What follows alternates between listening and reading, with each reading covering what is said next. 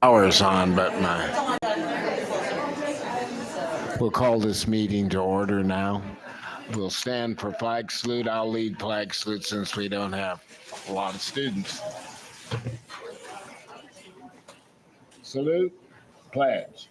I pledge allegiance to the flag of the United States of America and to the republic for which it stands, one nation under God, indivisible, with liberty and justice for all.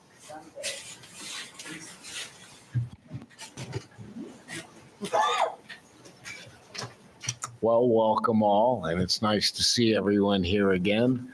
We've had a wonderful, calm summer, so it makes it a lot easier. Right off on the agenda review, item 5, we have an agenda item that needs to be added because of the interview process did not conclude prior to 72 hours before the meeting agenda was due.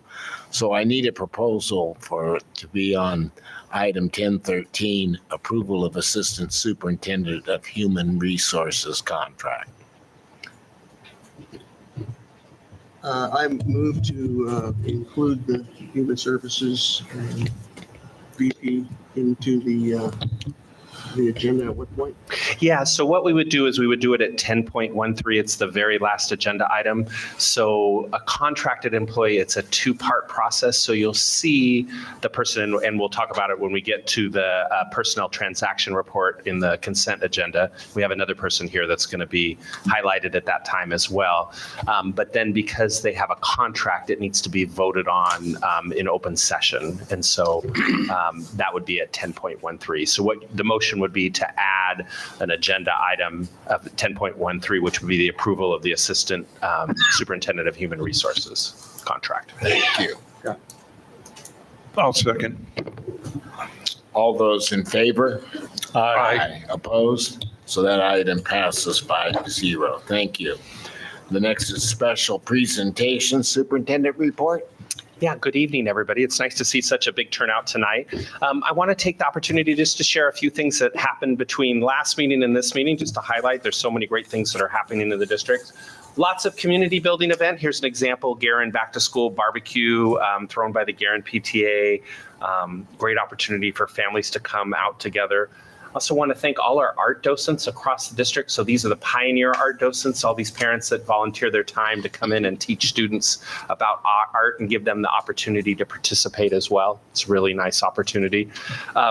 Lots of teachers working hard to get ready very quickly for back to school nights throughout the district. So this is Mary Casey Black's back to school night, and great opportunity to meet parents and talk about partnering for the year. I just love these two pictures. So these are Mary Casey Black kindergartners showing up to school as their future selves. So if you're the parent of one of these children and you haven't seen these pictures, I'd be happy to send them to you. They're framers for sure.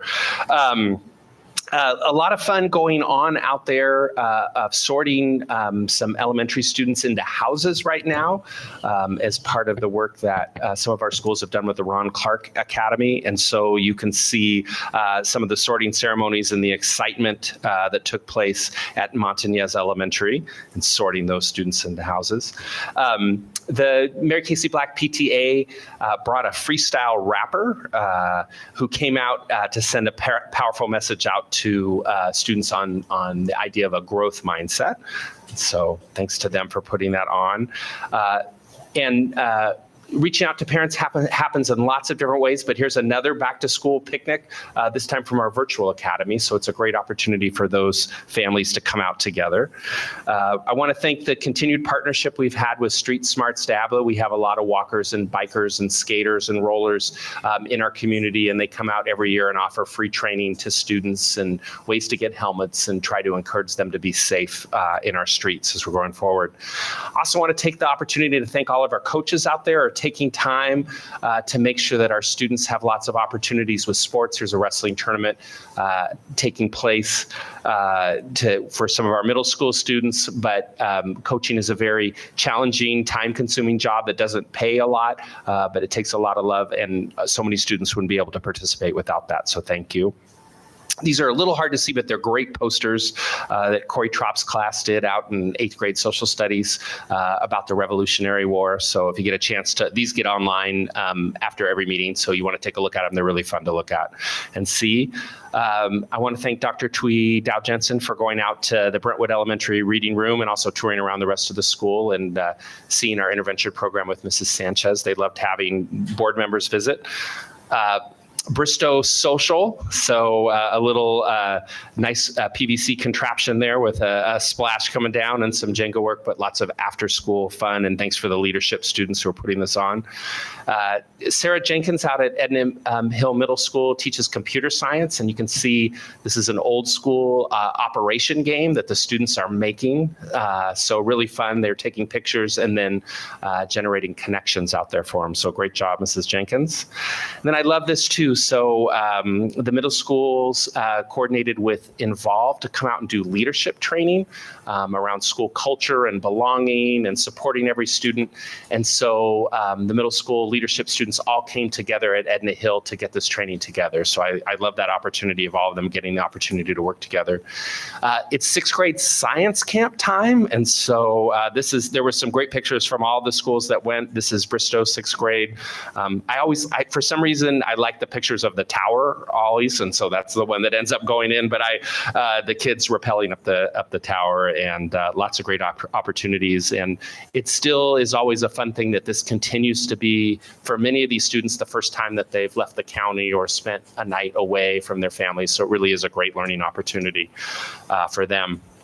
I love this too. This is Mrs. Martin, a 3rd grade teacher out at Cray Elementary, and Amy took her kids out to the Westmont Senior Center, which is sort of down the street and around the corner from them, and did meet and greets with some of the residents there and shared the Cray song. It's a really great opportunity to be neighborly and teach kids the importance of interacting with their senior community members. And then I showed you an art docent picture earlier of some art docents getting trained at Pioneer Elementary. Here is the Montañez Elementary, one of the Montañez art docents in Ms. Delgado's class reading about the dot, and then students getting the opportunity to do an art project following. So thank you to them. Now I saw the beginnings of this. I never saw the end, nor was I offered a s'more, but the Cray 5th grade students were trying to use solar power to make s'mores. So there certainly should have been enough heat out there, but I'm assuming they were successful. We had another wonderful Saturday morning All Abilities bowling event sponsored by our wonderful special education department. And I think we took over the whole bowling alley. So thanks to Justine Melendez and her team for putting such a great family event on. And then we have some wonderful special educators of the month. So Lama Othman from Bristow, Noella Nakami at Brentwood Elementary, Amanda Joseph at Mary Casey Black, and Julie Pate from the special education department. And so just congratulations to them, and thanks for all their great work supporting so many students. I had the privilege of attending the Teacher of the Year dinner for the county, which was at the Concord Hilton, and we got to celebrate the wonderful Amy Radabaugh, and she got to be celebrated on stage. We were so proud of her. It was really an inspiring event, and also it was fun that Corey Spainhauer, a teacher from Liberty, was selected as one of the 2 overall county teachers of the year. So congratulations to Amy and also to Corey in our neighboring district there. I want to thank, there's an old Barnes & Noble is now a Burlington coat factory, but I'm thanking them because they donated $5,000 to Brentwood Elementary School. And I want to thank Dr. Dow Jensen and Dr. Thornhill for attending that. And I know that money was distributed to teachers to use in their classroom, and much needed and much appreciated. So thank you to Burlington. You can see opportunity for 4th graders learning about California history, getting California flag t-shirts ready. So did a great job putting those out. And then lots of work with our counselors this time of year. But I love this one. This was Mrs. Lucero out at Ron Nunn, organized a new to Ron Nunn school luncheon for all the students that were new to the school. So they got to meet each other and eat together. So really fun idea and a great way to do that. Also love this picture. It's Mrs. Nardone's class out at Brentwood Elementary with our new music teacher, Mrs. Souza. And we have brand new drums that they're playing out there. So I'm sure that was super fun, both in that class and on the classes on either side of those classes. And then this was fun to see today as this was I think, what is today? Is today the 10th? So this was yesterday. I didn't see this one, but as I was out today at a couple different schools, our wonderful food services team was out there, and students were shucking corn, and they were so excited to do it. And Simone and Masoni Farms, we have corn from them, and they'll be serving it tomorrow throughout all of our cafeteria. So fun opportunity for them. And then just one final thing here. This is the last meeting for a gentleman who's been sitting at our board table for a while, Chris Calabrese. He'll be going on to Benicia. Anytime that there's a mid-year transition like this, it's usually for a player to be named later. So we'll see who that will be from the Benicia School District that'll come this way. But just congratulations, Chris, to you, and we just want to wish you well. And that is my report. Thank you for the highlight. We enjoyed it. This is a motion, any board comment at this time, or? I just want to congratulate Chris. Very, very well deserved, and I'm very proud of you, son. Yeah, congratulations, Chris. Thank you for all of your years of service to our district. Much appreciated. I'd just like to say, so am I, Chris. I first met Chris when I was a teacher at Liberty High School, and he was in the class across the hall. And he wasn't satisfied with this teacher, and he came to me and asked me if he could be in my class. I told him no. My class had been full because that teacher's kids had been all put in my class already. So I'm sorry for that, Chris. I got to watch Chris grow on all his, through his career, and work with him here at Liberty High, the Brentwood district, and I'm just, I think you're great, and you're going to do super over there. Yes, congratulations, Chris. Well deserved. Yeah, I'll add, I was Chris's fourth grade teacher at Garin, so that's why he made it to superintendent at Benicia. So, thank you, Chris. Beautiful work. Glad they picked him. So, the next item is item 7, the public and oral communication. Move that we open public comment. I'll second that. Moved and second to open public comment. Those in favor? Aye. Approved. These remarks are limited to 3 minutes per person, and while we encourage comments, unfortunately, the state law prevents us from discussing items. You know that you can add and email any item that you would like. I'm going to cut through some of this. So, Sahil, you're first, sir. Back again. Thank you. Okay, let me just set up the mic and everything.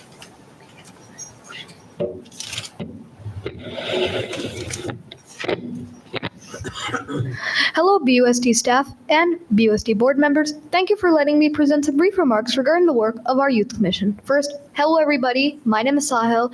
I am a commissioner on the Brentwood Youth Commission, and now let's delve deeper into what we're up to. Right now, the Youth Commission is prioritizing new recreational events tailored for our youth and fundraisers to keep the commissioner's coffers going. Many of these fundraisers and legislation will most likely in their final stage, each in their final shape or form, will require or benefit from BUSD collaboration. Events/fundraisers that are currently being proposed or worked on that would probably require Brentwood Union School District help are a career fair for the youth, a Youth Commission-sponsored poetry night, an essay competition, and some internal reworks, like a commission survey proposed by me that will go to all advisory teachers in middle school. Check your inboxes, guys. I will send something to you guys out soon. Okay. We also are planning to add more youth-related leadership incentives, so tell your leadership teachers to keep their check their inboxes. I will send something out to them too. And more will be discussed at our October meeting. So now with that, next, as our goal is to foster youth inclusivity, promote the quality of life for the youth, and be an advocate for all minors in the city of Brentwood, we would highly encourage the amazing audience, teachers, and staff behind me to attend our next meeting in October. Granted, that is on October 22nd at the same time this meeting is held, so you guys kind of had to choose. I'll be at yours. Yeah. Finally, thank you, Board President Geddes, the whole board and staff for allowing me to speak. I yield the floor.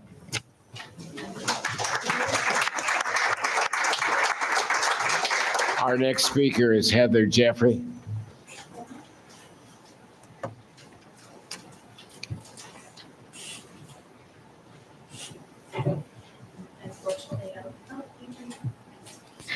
And you are so amazing. So, okay.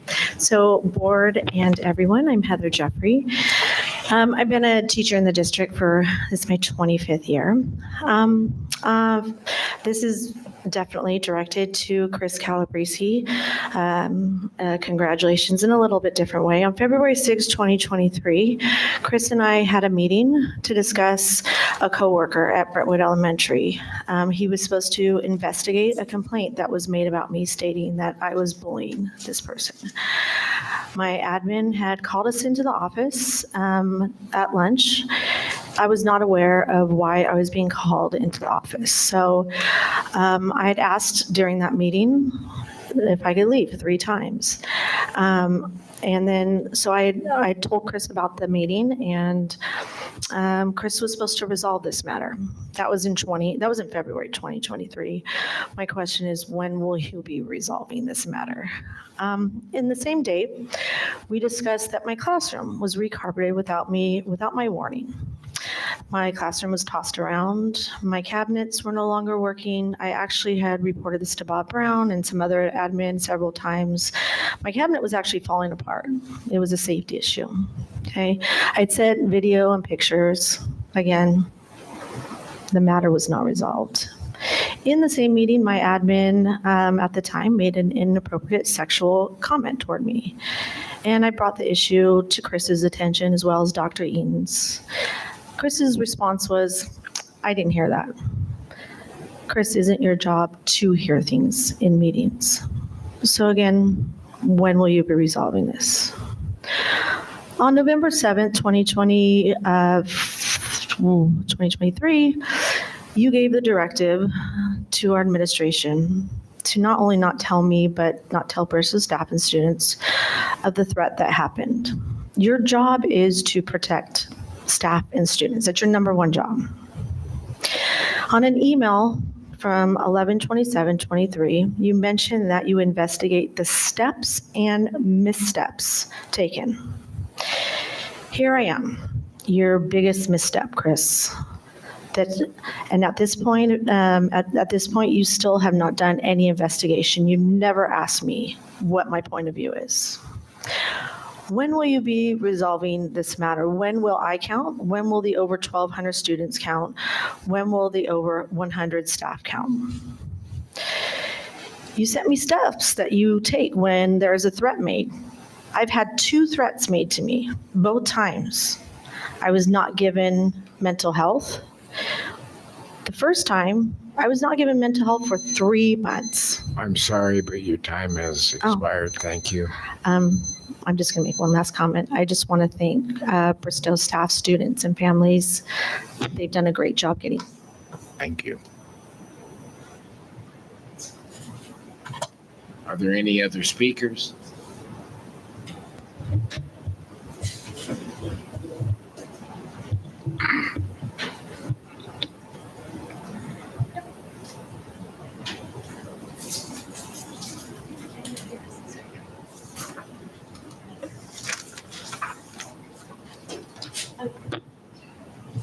Go ahead, Frank. Good evening. My name is Frank Hollingsworth, and I am the parent of Layla Hollingsworth, and she goes to Adams Middle School.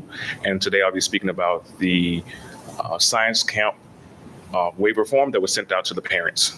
Okay, I also coach Little League Baseball for the Junior Giants, so I may or may not have coached any of your kids here. So if I have, good to see you. All right. My name is Frank Hollingsworth, and my wife and I are parents in the school district. I want to thank you for the opportunity to speak tonight. I'm here to share my concern about the science camp field trip permission slip and liability waiver form that was sent home to the parents. Specifically, the section where parents are asked to waive all claims against the district, including acts of negligence. As a parent, I absolutely understand the need for safety rules, liability protection, and clear communication about risks.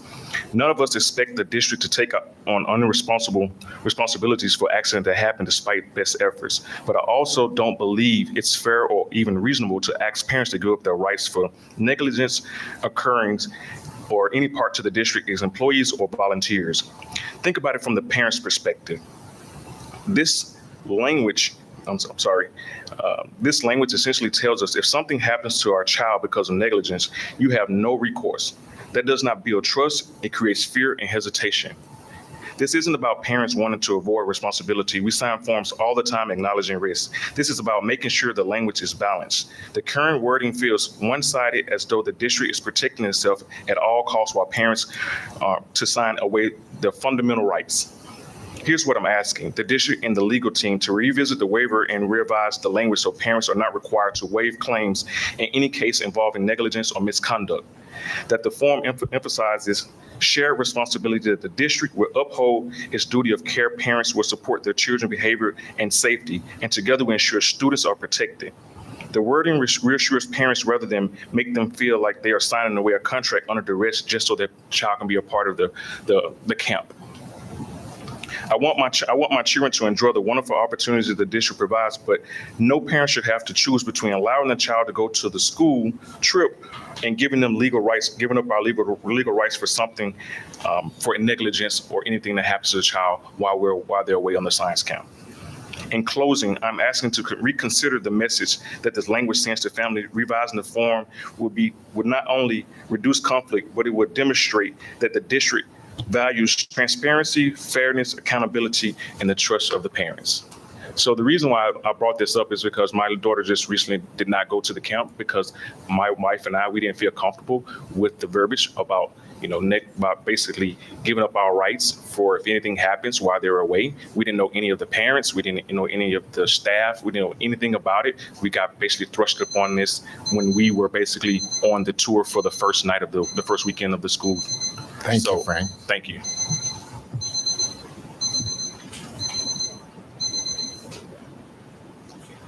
Are there any other speakers? Then we accept a motion to close public comment. Move that we close public comment. I'll second. Moved and seconded, we close public comment. Those in favor? Aye. Aye. It is closed. Consent items is item 8. Is there anyone who would like to pull any one of the items you want? There's one item in there that I'd like to highlight, board. One of the items that we have in there is the personnel transaction report. And in there is a recommendation for 2 significant positions within our district. And so the first one is for our Assistant Superintendent of Human Resources. And this will be a 2-part process going forward if it's approved by the board, which will be at this part approving this in consent and then also approving the contract at the end of the agenda as we stipulated. And that recommendation will be for Carrie Wells. Carrie is the current Executive Director of Human Resources in Antioch Unified School District. She previously was the principal of Heritage High for a long time. She was Administrator of the Year a few years back, and she was also she was also Heritage High's Teacher of the Year back in 2011, and we think she'll be an excellent candidate for that position. And then we have a person, she's not able to be with us today because she's at a training down south for human resources that Antioch is paying for. And so we want to go ahead and respect that, their right to do that. And then we also have a principal candidate with us tonight who we're thrilled to present to you. And so Abby Wheeler who's here tonight. She is the current vice principal of Adams Middle School, a position she's held since 2022. She has taught first grade all the way through sixth grade at both at Cray Elementary and Adams Middle School. She's been a reading intervention teacher. Last year, I had the pleasure of going to celebrate her as the co-administrator of the year, one of the co-administrators of the year for secondary for Adams Middle School and through AXA Region 6. She was very impressive in the interviews. We had a collection of people from the Montañez school, in addition to parent leaders and district staff, and they were all impressed with her enthusiasm, her experience, with how much research she'd done on the school to be ready, and just her overall appreciation of the great work that had been done at Montañez and wanting to carry that forward, as well as add her touches to it. So she's here tonight with, if this goes well, we'll have her introduce the people that she's with and introduce herself real quick. And if it doesn't, then I don't know, that'll be awkward.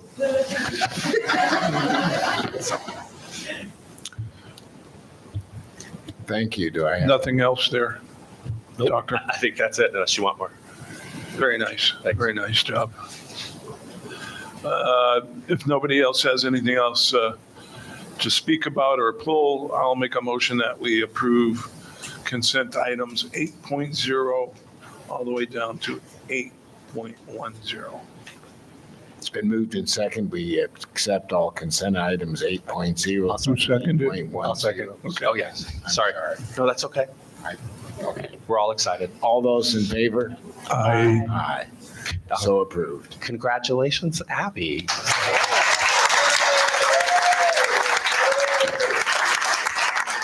So Abby, it looks like you're here with some people. Do you want to introduce? Oh, look at that. I do. I'm here with my husband, Matt, my parents, Linda, my sister-in-law, my big son, she's also a teacher, and a basic president. My wonderful children who are in college are on FaceTime from Arizona and Nevada. And one of my very best friends and biggest mentor, Lauren. And some other people that really happy to see them too. Thank you so much. I'm very excited. Thank you, Abby. Board, if it's okay for just a minute, I'd like to take a quick break so we can take a picture of Abby and maybe some of her family and, well, all of her family that's here. I said some of her family because her kids are attending virtually. And then I know there's some Montañez staff that have come out, and also I want to recognize outgoing Principal Danielle Dobbin, who will be leaving and taking on a new challenge, but also thank her for the work that she's done to build such a great school. So thank you, Danielle. And so is it okay if we take just a couple-minute break and take a few pictures? Yes. I'm happy. Okay, as long as you're happy.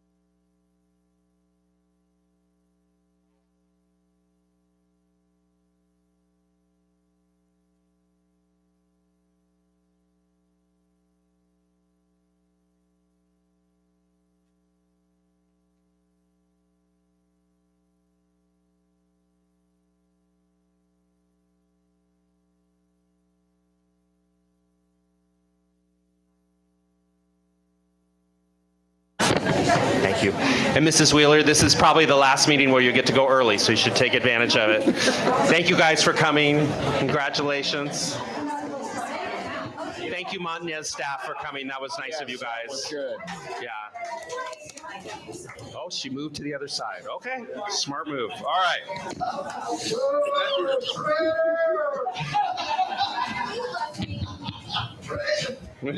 And cut. All right. Okay.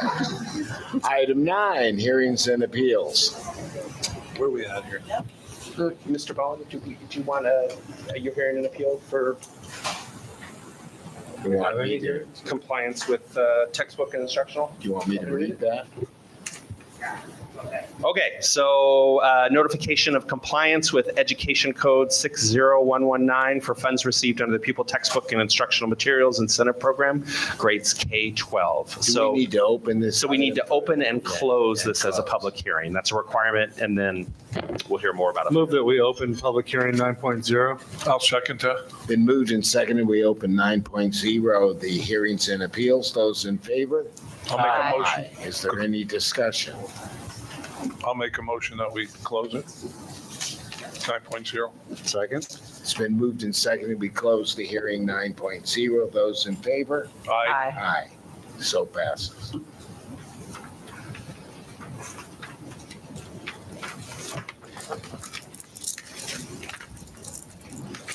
Item 10.1. One. Item 10 is just an information. Do we have any report out of closed session? That's the one we just did. Yeah, we don't have a report out of closed session. And the unactual. So the next item is 10.1, which is your unaudited actuals. So tonight, unfortunately, Diane, our CBO, wasn't feeling well and had to leave early. And so this is a two-part budget presentation tonight that she had scheduled. Rather than going through all of both of them, I'd really like to spend our time on the multi-year projections, and then Diane will also be back at our next meeting giving a budget update that'll cover a lot of the stuff that was in the unaudited actuals as well. But I think it's worth our time to spend some of our time on multi-year projections. So 10.1, I would ask you, I know you've had a chance to look over the presentation. I would ask you to approve it as presented, and then I'll go into 10.2 as an information item. Move that we approve item 10.1, the unaudited actuals as presented. I'll second. It's been moved and seconded. We accept item 10.1, the unaudited actuals. Those in favor? Aye. Aye. Opposed? Passes 5-0.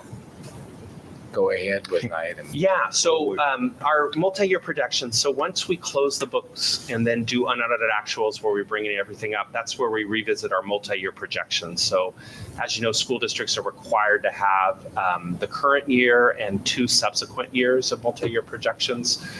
It's part of the legislation that came in place when the very first school district, which was Richmond at that point, now West Contra Costa, went broke because they were projecting out the current year but not the 2 out years.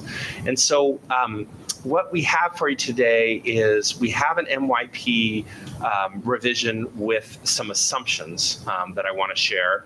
And so the first one is projection 1, and it's based on the unaudited actuals and the 45-day revise. So keeping all of our current assumptions that we have in place from when we did the budget, but shoring up the changes that happened as a result of closing out the budget.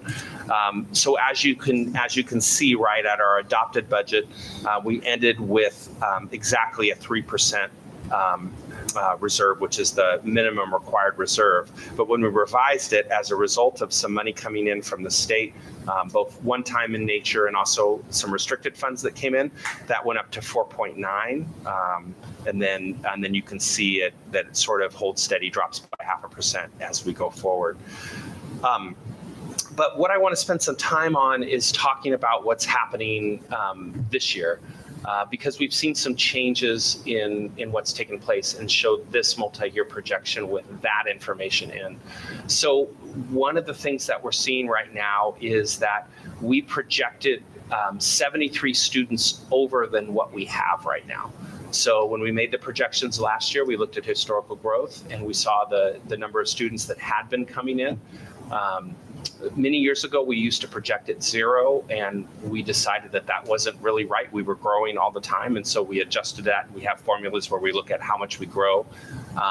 But this year, it's been a lighter year. We've seen fewer students come in, and as a result, we're 73 students down. Now, we still enroll, and we'll still continue to grow throughout the year. But the way that we're funded, we only get paid for the students that are here by October break. So a student that enrolls after October break, we don't get money for.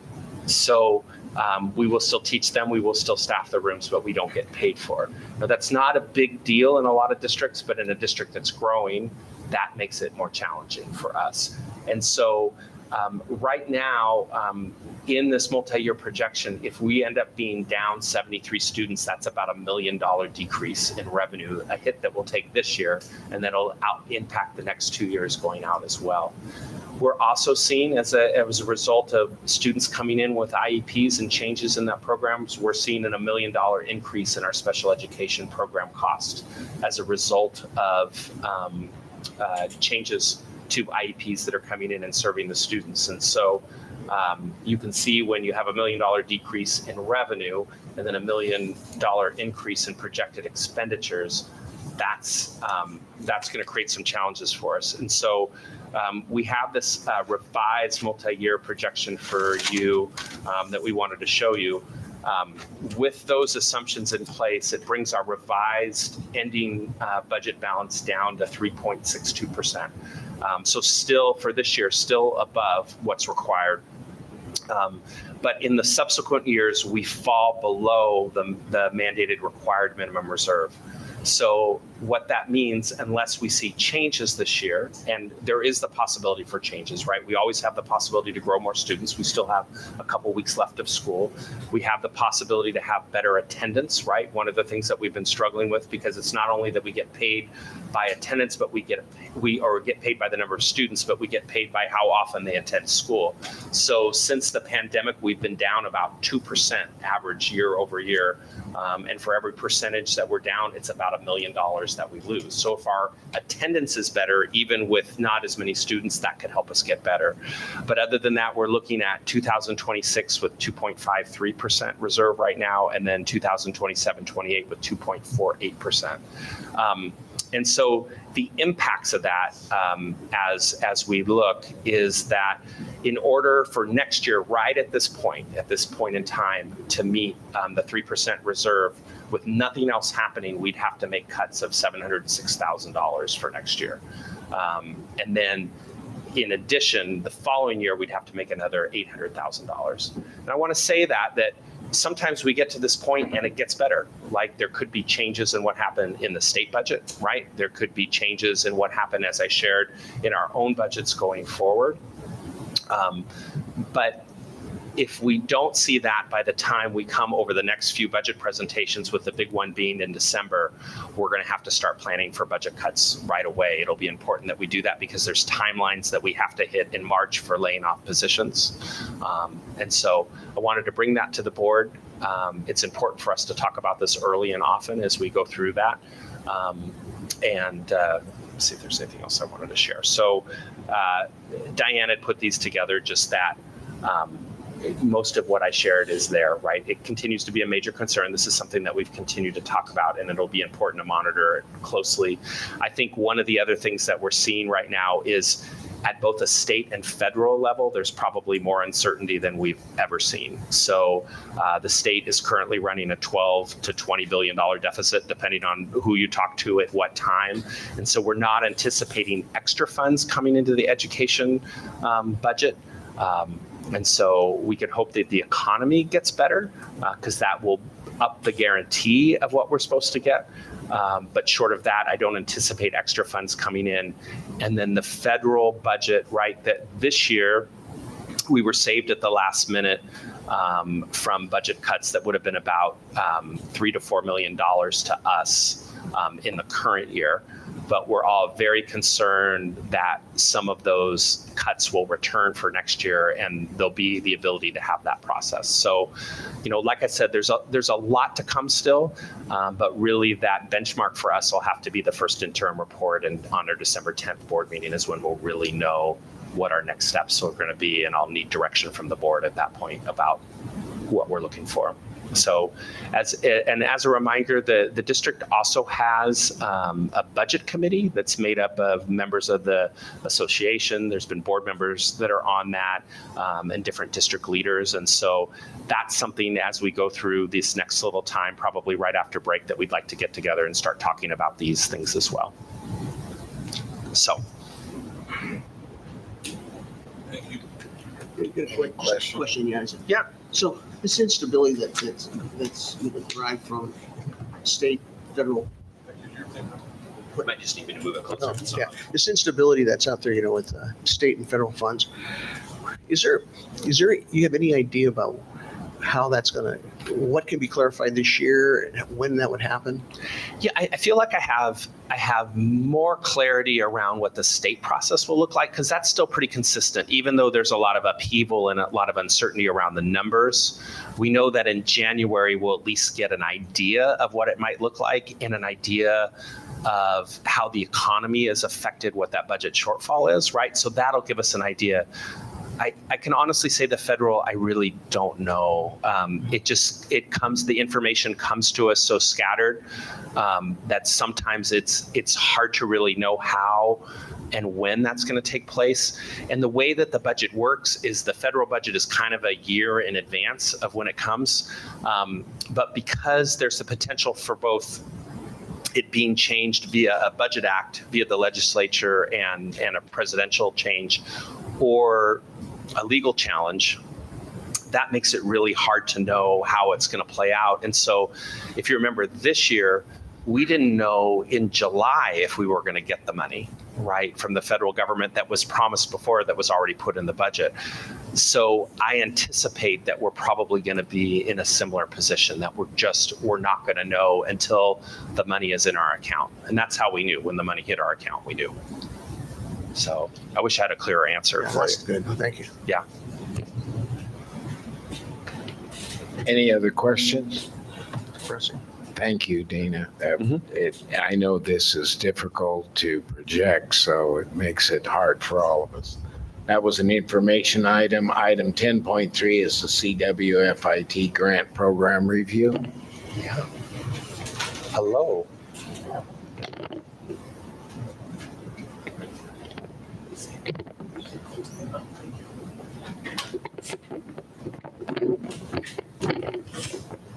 Good evening, members of the board.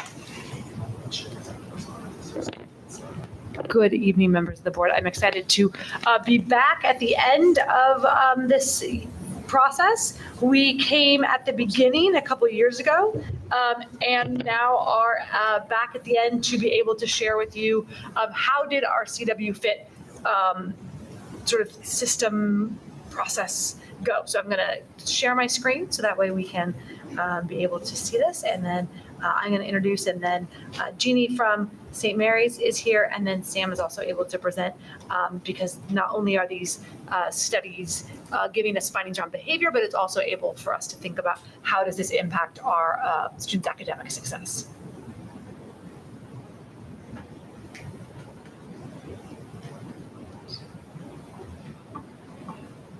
So this was a 3-year study between St. Mary's and University of Kansas, in which Brentwood Union School District was the district in which these research was done. And so I'm going to turn it over to Jeannie to talk about the study and what were the outcomes of it. Hi, so my name's Jeannie Harbison, and I work for St. Mary's College, and I am the coordinator and trainer for this classroom management tool called CW Fit. So CW Fit, or Class-Wide Fit, is a classroom management intervention program. It was created through the University of Kansas. The University of Kansas and St. Mary's College received a grant through the U.S. Department of Education, Innovation, and Research. The focus of the study was to use a district coaching model, which is very similar to the Train the Trainer, and through that coaching model to see how it can increase the scalability and sustainability of this classroom management tool. It was also to help teachers improve their classroom management in the schools that participate in the study, and as well as to contribute to the CW Fit research evidence database. Let's go to the next one. So very high overview of what CW Fit is. It has 4 components. It starts with all the teachers get 3 behavior skills posters that they put up. The 3 of them are ignore inappropriate behavior, how to get the teacher's attention, and how to follow directions. Teachers are trained and supported through certified CW Fit district coaches. In this case, there were 2. They are trained on how to teach the students these behavioral lessons. And then once it is taught, every time they play the CW Fit game, because we present it to the students as a game, they do something called pre-correct, which is really just a review of what the expected behaviors are. Since most students sit in rows and tables already, they are grouped together and they become a team. The team work towards getting points and to get a goal that the teacher defines. The teachers use a timer, and the timer goes from 2 to 5 minutes, depending on the age of the students and their attention span. Every time the timer goes off, the teacher gives points for the expected behavior. Points are given, they are never taken away. And this team contingency helps students not only to be accountable for each other, but also helps build camaraderie between them as well, and for them to support each other. At the end of the CW Fit game, the teams that earn the points and earn the total goals, they get a reward. The reward is done at the end of the game, so that way they get instant gratification. The reward we always say between 4 to 5 minutes, could be less. Does not cost anything to the teachers unless the teachers choose to give something that costs something. But it's normally, we say, a brain break or a movement break. It could be a game. It could be music and time to talk to their friends. But it is rewards that we say work together, the teacher and the students, they build that list. So that way the students have buy-in and they're excited about doing that. And it's actually been fun watching the students enjoy the rewards at the end. So data, all the teachers that participated received 4 classroom observations. All the observations were 20 minutes, and they were conducted by an international research organization called SRI. The goal, SRI would go into the classroom, and they would gather information on what is the percentage of students that were on task and off task, as well as what was the teacher's praise to reprimand ratio. The teachers received 2 before randomization, 2 classroom observation before randomization. Teachers were randomized into either intervention or control group. The intervention teachers were then trained and supported by the 2 CW Fit district coaches for 12 weeks. The control teachers did not receive any training or any classroom management support. So I know that Emily said it was a 3-year study. The first year, we call it a pilot year, and that was at Brentwood Elementary. So really, the first year we didn't gather any data. It was really for the coaches to learn the tool, as well as to know how to support the teachers. We then started really gathering the information in we say study year 1 and year 2. That's the language that we use. So study year 1 was fall of 2023. Study year 2 was fall of 2024. And the 12 weeks ran between September to December. There were 18 teachers that were randomized into the intervention group and 19 into the control group. And if we look at the data, the 18 teachers, so from September to December when they implemented, their praise increased by 200%. Their reprimand decreased by 25%, and their on-task Students on task increased by 17%. Now, the definition of reprimand, and I'm going to give you that because I do not want people thinking that teachers are yelling at their students all the time. Reprimand to us is when a teacher redirects either the group or a student. So a teacher even shushing, it could be like just going shh, that is a reprimand because they're redirecting a behavior. So I wanted to clarify that because that was like, oh my goodness. The 19 control teachers, so there was 0 increase in their praise. Their reprimand increased by 33%, and their on task increased by 3%.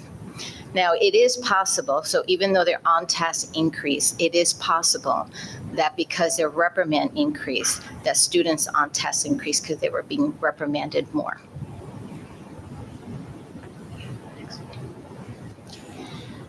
So Emily and I have worked together to come up with how Brentwood could scale and CW fit and sustain it. So we came up with a plan, and I'm going to have Emily go over that. So we decided in speaking with Jeannie that we wanted this not to just be something that an external entity came in, took data and left. We wanted this to be something that could also benefit our district going forward, particularly because in looking at the cost, there's a relatively 0 cost to implement this program, which is relatively surprising in the world of schools. And so thinking about if this is going to work, how could we make this work, not just for research purposes, but for our district. So one of the things that we are really thinking about is how do we start doing that? And so we trained all of our elementary school counselors at all of the schools on how to be a CW Fit coach. So instead of just having the 2 that were trained by the University of Kansas trainer of trainer models, we were able to train them so they could be able to support their school and implement into their schools. We also decided that the teachers that were the control teachers that did not get any support in the September to December, that we would offer them an opportunity to get trained by their school counselor and implement this in the spring in their own classrooms. So that way everybody who was a part of it could have the option to go in and make this opportunity to be an intervention teacher if they wanted to. Also thinking about scalability and sustainability moving forward from this. This is something that I'm bringing into our teacher induction program. And so all of our BUSD new teachers have the option to be trained in this as a 6-part series during this school year. So they can be trained as new teachers. We often know that those are teachers that struggle the most with behaviors. And so thinking about how can we, at the beginning of their tenure, be able to do that. And then also thinking about how can we continue to scale this into our TKK classrooms, as that was not part of the original study, and also into our mild mod and moderate to severe special education classrooms, as they were also not part of the study, and that was due to how the study was written from the University of Kansas. So as Emily stated, there were 7 school counselors that were trained. The only one that was not was for Pioneer. Pioneer had the time in our second year study had a new principal, so we decided to give the principal a break and not add more to that principal's plate. So 7 counselors were trained, and the teachers, the control teachers, there were 11 control teachers that were trained in CW Fit. They implemented it between February to April. These teachers received 2 additional classroom observations to see how the impact that CW Fit had in their classroom. So you can see there by the color coding. So the light blue was baseline, which was September, post-test was December, and then the CW Fit, which is the orange, was after they implemented CW Fit for 8 weeks. And as you can see by the numbers, their praise increased 225%, their reprimand decreased by 43%, and the students on task increased by 39%. So also this is showing that CW Fit does not need to be implemented at the beginning of the year. This was implemented in February, and the numbers show that it worked. So now the University of Kansas is doing a sustainability study. The sustainability study is really just surveys that will go out to the teachers throughout the school year. This is a volunteer. They volunteered to participate, and I'm happy to say out of the 37 teachers that have participated, I have 33 that will participate in the study. So the reason we came up with this study is because we wanted to see, now that we were really done with the research, how many teachers are using CW Fit, either how they were trained or one of the components or all of the components of CW Fit.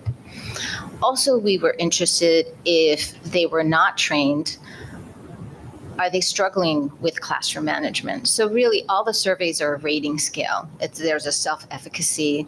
What do they think, of their classroom management skills? And this will be able to determine, and provide information as CW Fit rolls out in Brentwood, how to continue with training, how to support teachers in classroom management, and if you might even need any additional type of classroom management support as well. Was there anything else you wanted to add? No, that's good. Okay. So one of the things I've learned about Brentwood is that Brentwood loves testimonials. So we added a few testimonials that teachers were, shared with me through emails, and I just wanted to share that with you. But one of the things that you can see is that two of the teachers that implemented it in math, they saw that the math test scores improved. One of the things, and just to go back a little bit, CW Fit is not supposed to be implemented all day. It is just supposed to be implemented in a subject that teachers are either have a high, have a low test score or academic success in. It could be the time of day. Sometimes the subject is taught after lunch and the student's attention span is a little bit low. Or also it could be what they see as a challenging subject. So we always say all these teachers implemented 3 to 5 days, 3 to 5 times a week. That was a test study. Even the teachers that implemented it only twice saw improvement in their students' on-task behavior. So I just wanted to clarify that. So one of the big reasons why we chose not only to do this study, but to continue the study and really bring it into our district, is that we felt like it really directly related to our current board priority goals. So thinking about board priority goal number 3, promoting culture that supports learning. And so thinking about how does this help create those opportunities for learning? How does it create learning spaces where students are feeling safe, where they feel like they belong, where they're able to be successful? And part of that is the pre-correct. So it's very clear the behaviors that are expected of them before they engage in the lesson, and that's gone over every single time. Also, thinking about board priority goal 4, providing environments where everyone belongs and has values. And so one of the things that we've noticed a lot through this teamwork pace is that students are not only building positive relationship with their teacher, but because they are working together as a group to get points, to earn a reward, they're building a positive relationship with each other. Instead of yelling at a classmate, they're like, hey, you can do it. Come on, I'll help you. Let's finish that out. So that way their team can get a point as well. So because it's a praise-based model, the students are really excited to be able to earn that praise from their teacher and also earn praise from each other by working on this.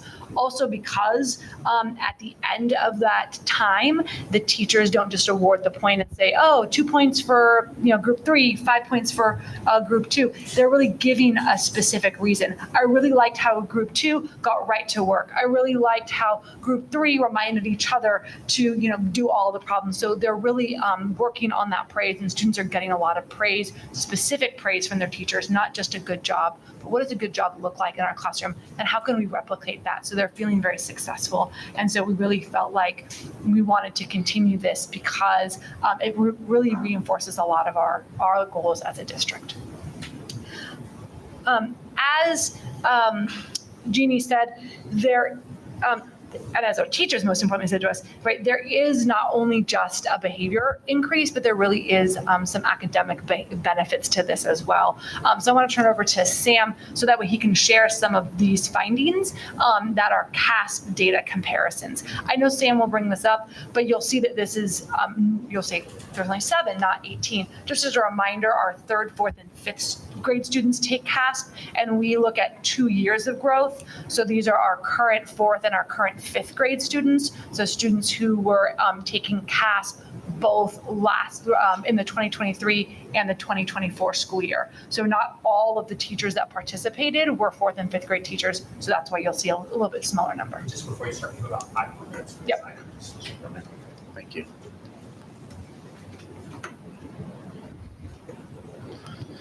Good evening. My name is Sam Dix. I'm your coordinator of instructional technology assessment and data for the Brentwood Union School District.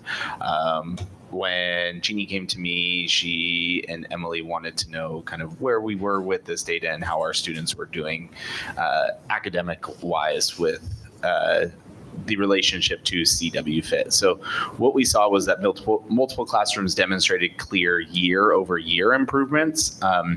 Gains ranging from what is a scale score, which is how students are scored on our CASP assessment. We saw gains range all the way from just a single 18 points all the way up to 23 or 73 points, in ELA and math. So most classrooms exceeded those expected progress benchmarks for the year-to-year growth. Up here, you can see our average score gains by those teachers in grades 3, 4, and 5. Teachers 1 through 7, you can see, as we said, gains of from 18 all the way up to 73 points for those students. ELA and math performance trends showed that ELA scores improved consistently across classrooms, while math scores had some mixed results but rebounded in the following year's ELA. And then we did notice that CW Fit was supporting long-term academic resilience, so students being able to keep up with the rigor of the assessment. Some of the classroom level positives were that we had multiple subject gains across each grade level. We had consistent upward growth across both subjects. Gains across both ELA and math were in grade 3. And as we stated before, largest observed gain of 73 points. But overall, we saw the evidence that CW Fit supports both academics and engagement, which is their main goal. District-wide growth from 2003 to 2024 in ELA, BUSD grew 0.76%, and then in 2024 to 2025, we saw a growth of 1.87%.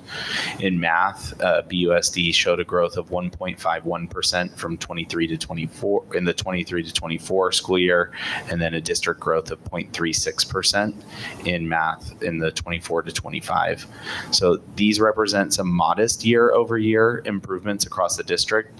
The teachers who were participating in the CW Fit within ELA, many students moved up 1 or more performance levels. So that means standard not met, nearly met, met, or exceeded.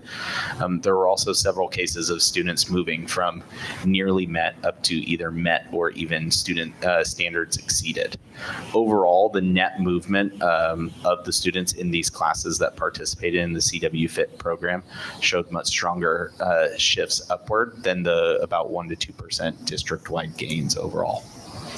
In math, we saw noticeable improvements with multiple students moving from met and into that exceeded, and then several students moving from that not met standard section into nearly met, indicating foundational skill progress.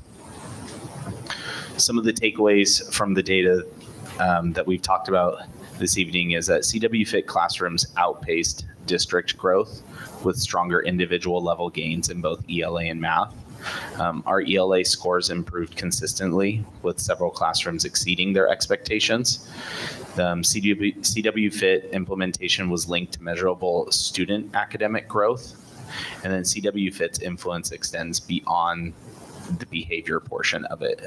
Its targeted supports are both driving behavioral and academic success.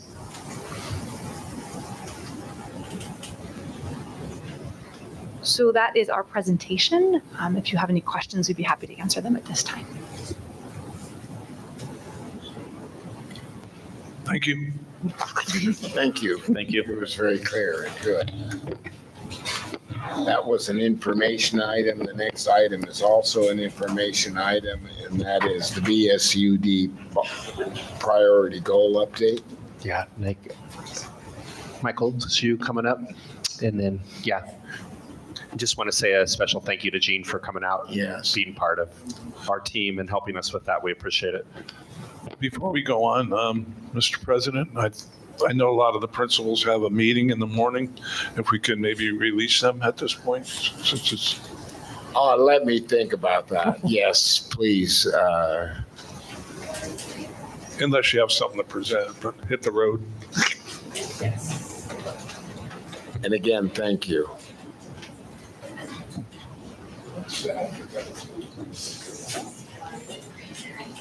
They don't stay. What kind of meeting did that? What kind of meeting did it have in the morning?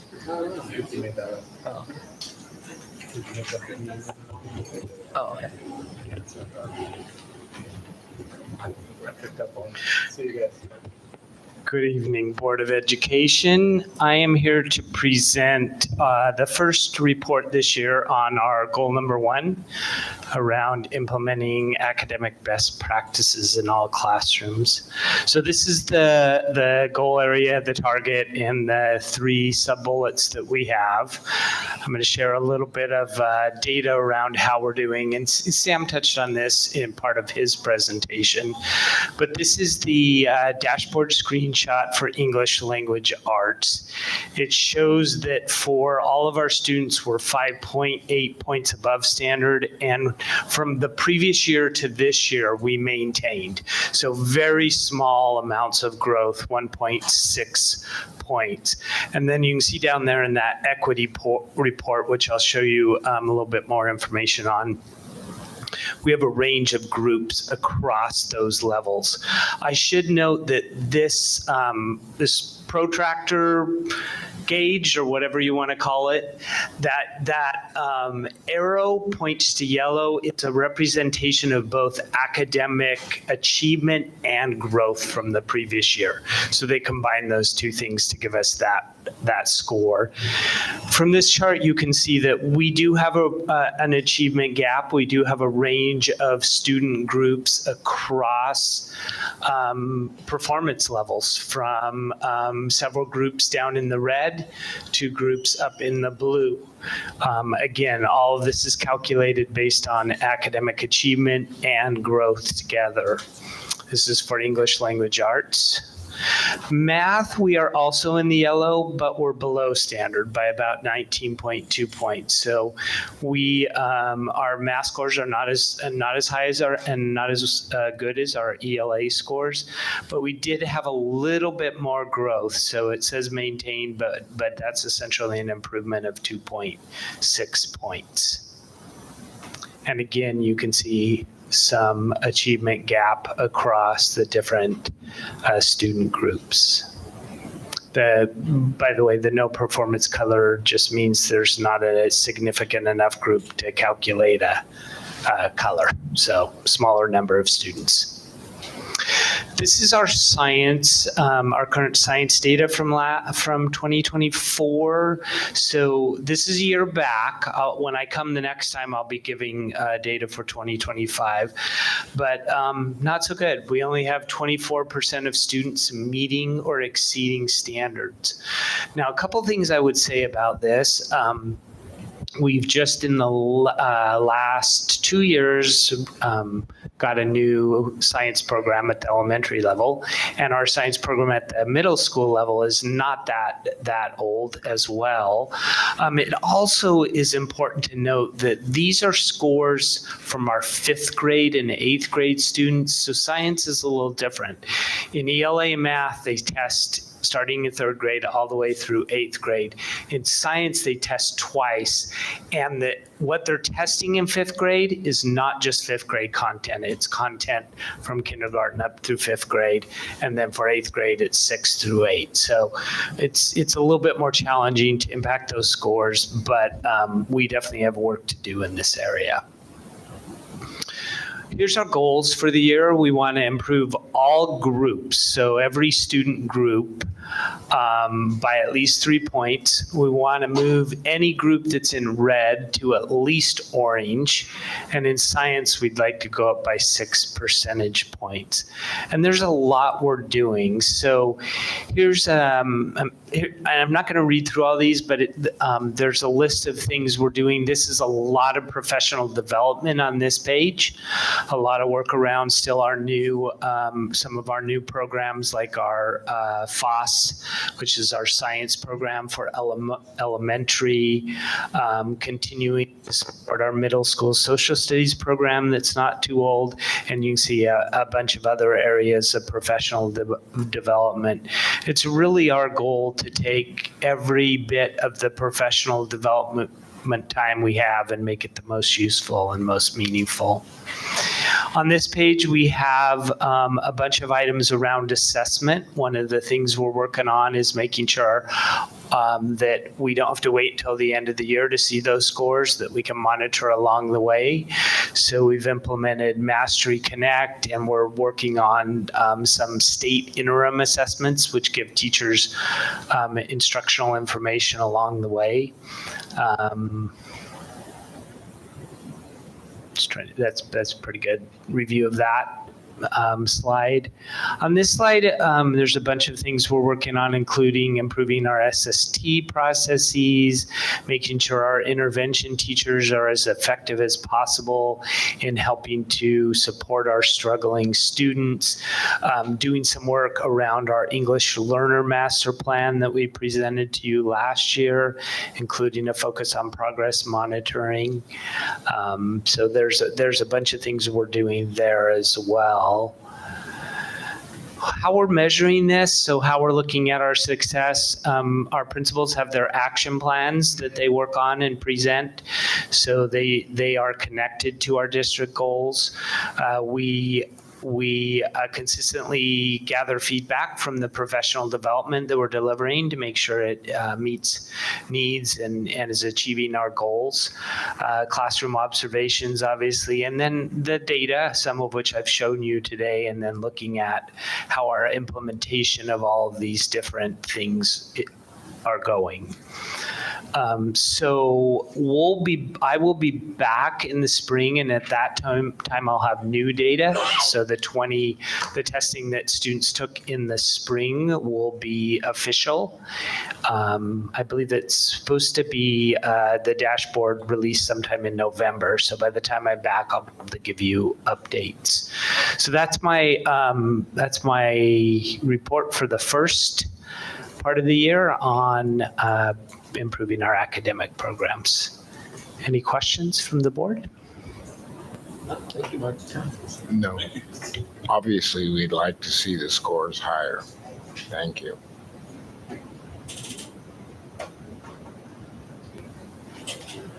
Human resource, item 10.5.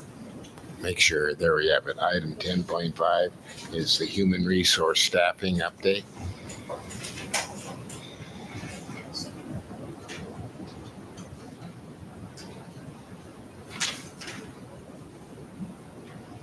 All right, so staffing update for Brentwood School District 25-26. We hired 71 certificated staff members. Thank you, Dana. 108 classified staff members. Oh, my notes disappeared. That's up from 136 hires last year. And in the last 260 days, we've added 118 positions to this district. So just to kind of give you some perspective here of where we're at. Certificated, we hired 23 multiple subject teachers, 11 middle school teachers, 14 special education teachers, 2 music teachers. We found the only 2 music teachers in the state of California. 3 speech and language pathologists, 7 psychologists, 1.40 counselors, 2 program specialists, 1 coordinator, 1 TSA of belonging, and 1 vice principal. Collectively, they have 99 years of experience. So another trend that we're seeing is folks coming to the Brentwood School District are experienced teachers, largely in our multiple subject and in our middle school teachers.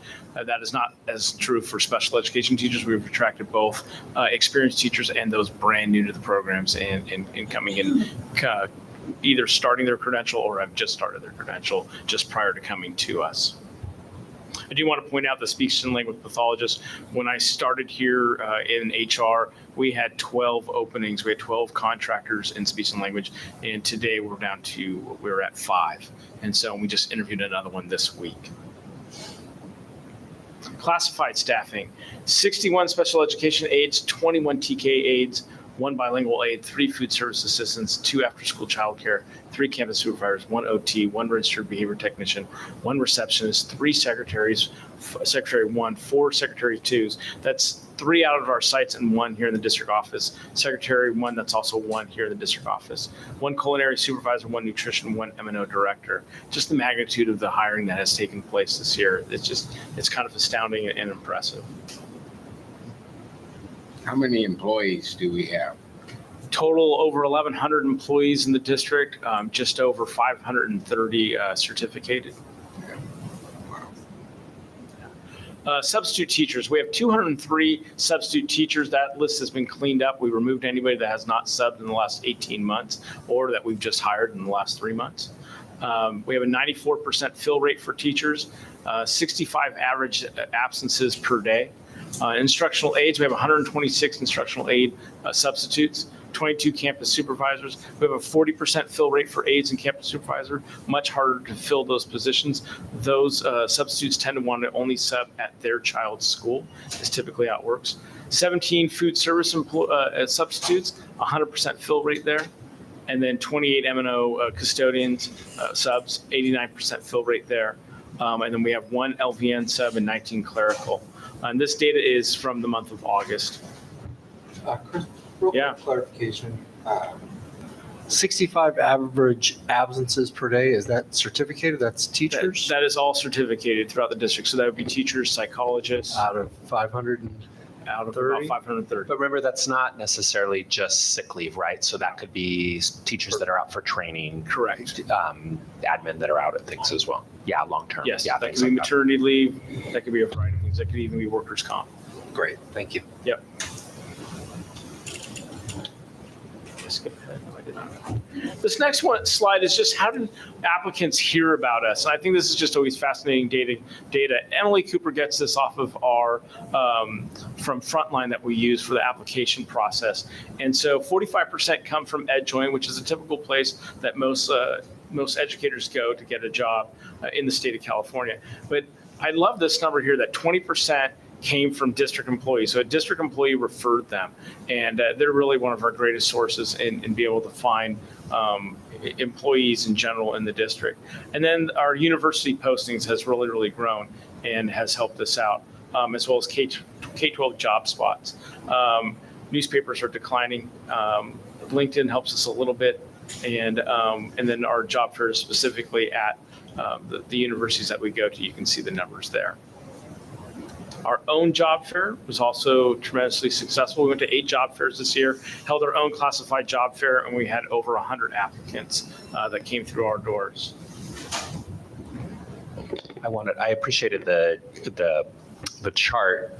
One of the things that I wanted to point out is one of the things that your team has done over the past few years. If you've diversified the number of job fairs that you're going to, right? And so it might, in reading the chart, right, it might be that we only, for example, got 1 teacher or 1 employee out of the Sacramento State Education Fair, but that position we could have been an SLP. It could have been a really difficult to fill position, which is why we're attending different fairs as well. Correct. Yeah, I can add to that. So the job fairs that we choose for a couple reasons. One, to target positions that are hard to fill, such as SLPs, like Dana mentioned, as well as special education teachers. It's why we go to Cal State East Bay is because of their special ed program and SLP program. But we also target those colleges because we get a more diverse applicant pool, and it helps us to diversify our staff. And so that has been beneficial to us. So you may see some small numbers there at some of those job fairs, but as a result, those are largely where our diverse applicants have been coming from. And I want to praise the team here. There's 5 people that handled the hiring of 179 people, right? They all go through Jenny Clark at some point when it comes to putting them into frontline and handling accruals and absences and things like that. All classified staff goes through Lisa Tekriff-Wooten. All certificate staff goes through Gabby Villasenor, right? Sarah Chandler, as our coordinator, is the one making sure that this process works and is timely. And then Emily Cooper sees every one of these people. She's the one posting every position. She's the one reaching out to them to set up the interviews or following up on reference checks or handling the all 4 of our team members handle the AB 2534, which is the egregious act where we have to report out to other school districts when they're hiring, and we also follow up with school districts when we're doing our own reference checking to ensure that there's not anything that egregious has happened to this applicant. And so I just want to commend the team. They've been phenomenal to work with, and I'm truly going to miss them. Those people. MJH, Bill? No. We have 10,000 emails from them a day. Really? Yeah. No, I don't know the MGH. No, I think that's a virus. I'd ask you to forward it to me. But... Thank you. Oh, My Job Helper. I don't know if we've used, I think there's a fee for that one. We'll have to look into that. Yeah, My Job Helper. That was an information item. This new item is item 10.6, BUSD Instructional Continuity Plan. Thank you. Well, we are very excited to present the BUSD Instructional Continuity Plan, affectionately called the ICP. So I'm very lucky to have worked with an amazing team with Robert Remley in technology, Michael Bowen in CNI, and Justine Melendez in SPED. And we have together created this plan. It is something that is required by the state of California to add to the Safe Schools Plan. So the reason we have this is in case there's ever a need to have learning at home because of a natural disaster, fire, tornado, whatever may happen, hopefully that'll never happen. But we need to have some kind of a plan to make sure that we have learning that continues. So that is why we have the plan, which I know you guys have.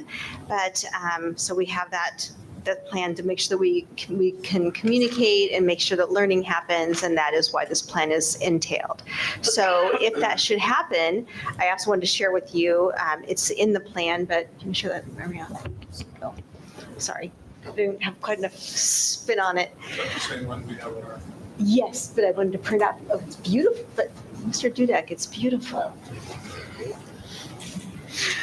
So, but there we go. But also we want to make sure that we are very clear that, we can communicate and that the children can hear from us. This would be how we communicate. They are very clear on this is how we're going to communicate. Let them know that we're having any kind of system structural, we're down, basically. Systems are down. So that's really important. So any questions about that? Oh, also, Diane was going to share, if she were here, that we would then need to file, there's a specific form that needs to be filed with the. Yeah, it's called a J90 form. It's filed with the state. So an example of when we've used that before is several years ago when wildfire smoke was out of control. We ended up closing school for a day. And what you do as a school district when you do that, you have an emergency, you file this J90 form with the state that allows you to get credit for having a day of school. So you're not fined for missing that. But one of the new state requirements is that you have, and so what they'll say is, do you have an instructional continuity plan? And regardless of what it is, if you don't have an instructional continuity plan, they won't provide the funding for the day. So we now, after tonight, hopefully with your approval, will have an instructional continuity plan. Thank you. I'll accept a motion on that. Move that we approve item 10.6 10.6, the I'll instructional continuity plan. Continuity plan has been moved and seconded. Those in favor? Aye. Thank you very Thanks, much. Thank you. Item 10.7 is the approval of Resolution 2025-16. This is an annual item that's required as a result of Proposition 13 for your recommended approval. I'll make a motion that we approve 10.7, the resolution 2025-16 as written, I mean. Second it. It's been moved and seconded. We approve item 10.7. Those in favor? Aye. Aye. Opposed? Passes 5-0. Item 10.8 is the approval of a job description for CalPERS retired senior accountant clerk. Yeah, we have to bring this forward because we have a employee that will be going out for long-term. And so to bring in a retired, someone who's already receiving CalPERS, we have to bring this before the board. In other words, we've exhausted being able to get a sub for their position, and we have a retiree that is receiving CalPERS that can come in. And so this explains their job description. I'll make a motion that we approve 10.8 to approve the CalPERS retired senior account clerk. Second. Item 10.8 has been moved and seconded. Those in favor? Aye. Passes 5-0. Item 10.9 is the approval of additional food services supervisory position. One clarification, I said J9 earlier. I've been reminded by an audience member that it's the J13, not the J9. I looked at the J9, I don't know what that is, so I have that in my head. So J13, in case you need to fill the form. The additional food services supervision position, this is a request based on the increasing number of food service employees and meals that we're serving. It comes and is fully funded out of the restricted food services budget, which is the only budget in the entire district that is flush and healthy. That's good to hear. I'll make a motion that we approve the additional food service supervisor position documented under 10.9. Second. Moved and seconded for item 10.9. Those in favor? Aye. Aye. Against? None, so it passes 5-0. Item 10.10, the approval agreement of ISOM advisors. Yeah, so board, this is the result of a request for qualifications that was put out in June of this year, and those we requested financial advisory services, and with the thought of looking at the district's bond program and the need to continue to build and renovate our schools. And so board members Geddes and Gursky participated on the interview panel as a result of this, and we're recommending that you approve the attached contract with ISOM Advisors as our new financial advisory services company. Move that we approve item 10.10, the agreement with ISOM Advisors. I'll second. Moved and seconded, we approve ISOM Advisors 10.10. All those in favor? Aye. Opposed? Passes 5-0. Thank you. By the way, they were excellent. They did a great job. Yes, they did a great job. We had good service before. Yeah, K&N did a great job for us for a decade, so we appreciate the service that they provided to the district as well. Thanks to both of you for doing that. Certainly. Item 10.11, approval of resolution 2025-17. So this is an annual approval. This was the reason for the opening and the closing of the public hearing at the beginning of the meeting, stating that we have sufficient instructional materials for the students in our district. I move to approve resolution 2025-17 regarding sufficiency of instructional materials. I'll second. Been moved and seconded. We approve item 10.11. Those in favor? Aye. Aye. Opposed? Passes 5-0. We now have the first reading of board policy and administrative regulation. And board, I have an adjustment on this. The first one, which is AR 51431, I would like to go forward for an informational read. The second item, I inadvertently made a typo, and so the front doesn't follow what's attached. I mixed the two numbers up, and so I will bring that back at the next meeting for us. So just for full transparency, to make sure that anybody that was looking would know what we were looking at. So it'd be just for immunizations for the information. I move we. And there's no, it's just an information, so there's no action needed.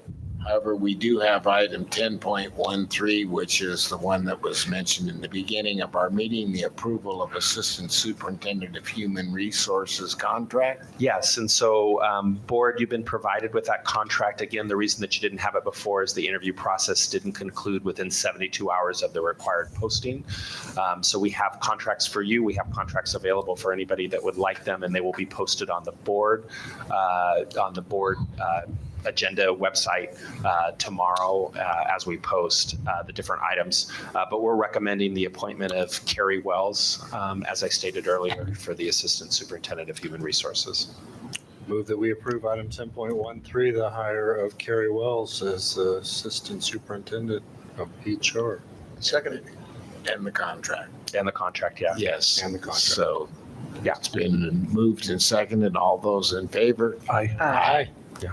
Thank you. Congratulations, Carrie. Any other board member comment or future agenda items?